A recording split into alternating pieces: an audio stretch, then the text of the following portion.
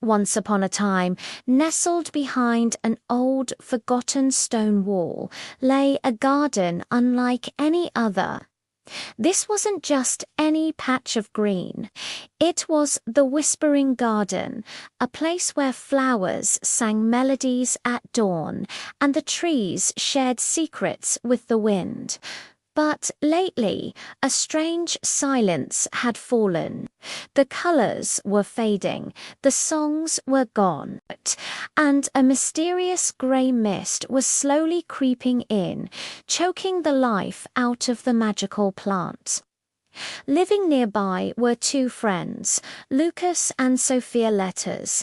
Lucas was a boy with a wild imagination and a love for adventure, while Sophia was a quiet observer, able to understand the secret language of animals. One afternoon, chasing a runaway kite, they stumbled upon a hidden gate in the old stone wall. Pushing it open, they stepped into the fading garden.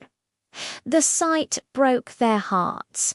The once vibrant roses drooped, and the cheerful sunflowers hung their heads in sorrow. As they looked around, a tiny hummingbird with feathers like emeralds zipped down to them. Its name was Pip, and it chirped a frantic tale. The heartstone, the source of the garden's magic, was losing its light because the spirit of harmony had been trapped by the grey mist of forgetfulness. The garden was forgetting how to be happy. Sophia, understanding every word, translated for Lucas. "We have to help," Lucas declared, his eyes shining with determination. Their quest began. Pip told them they needed 3 things to restore the heartstone: a drop of morning dew from the tallest sunflower, the echo of a joyful laugh, and a melody of pure friendship. It sounded simple, but the mist made everything difficult. The tallest sunflower was so sad its head touched the ground. Lucas tried to cheer it up with silly jokes, but it wouldn't budge. Sophia had an idea. She gently whispered to a family of ladybugs, asking them to tickle the sunflower stem. Soon, the giant flower began to quiver, and slowly, ever so slowly, it lifted its head, shaking with silent laughter. A single perfect dewdrop rolled off a petal and into a leaf Sophia held. Next, they needed the echo of a joyful laugh. They saw a group of grumpy gnomes sitting by a dried-up stream. "No laughter here," one grumbled. Lucas, remembering a funny story his grandpa told him, started acting it out, tumbling and making funny faces. Sophia joined in, imitating the sounds of the animals in the story. Soon, one little gnome let out a chuckle, then another, until the whole group was roaring with laughter.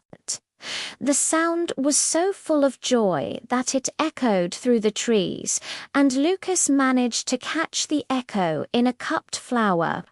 The final item was the hardest, a melody of pure friendship. "How do we find that?" Lucas wondered. Sophia smiled. She began to hum a simple tune, a little song she often hummed while tending to her plants. Lucas, recognizing it, started to whistle along, adding a harmony. Pip. The hummingbird added a high-pitched trill, and a wise old tortoise named Sheldon started tapping a steady beat on his shell. Soon, squirrels, bunnies, and even the gnomes joined in, each adding their own small sound. It wasn't a perfect song, but it was a melody made of their teamwork and care for each other. It was a melody of pure friendship. With the 3 ingredients collected, they raced to the center of the garden, where the heartstone pulsed with a faint, weak light. Carefully, Sophia placed the dewdrop on its surface. Lucas released the captured laugh, and together they sang their friendship song, as their voices and the sounds of the animals filled the air. The heartstone began to glow brighter and brighter, a warm golden light that pushed back the grey mist. Colour flooded back into the garden. The roses burst into song, the fountains began to dance, and the air filled with a sweet, magical fragrance. The whispering garden was saved. The spirit of harmony, a beautiful, shimmering figure, appeared before them. "Thank you, Lucas and Sophia," it whispered. "You have reminded the garden, and all of us, that the greatest magic of all is friendship and working together."